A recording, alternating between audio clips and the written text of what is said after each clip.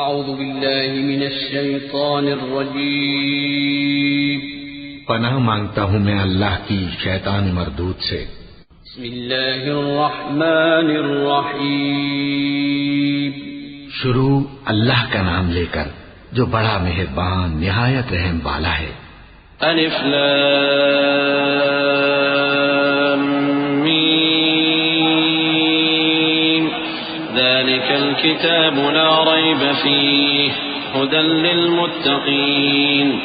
الذين يؤمنون بالغيب ويقيمون الصلاة ومما رزقناهم ينفقون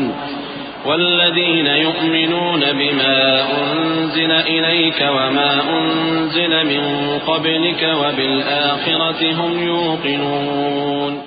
الف لام میم،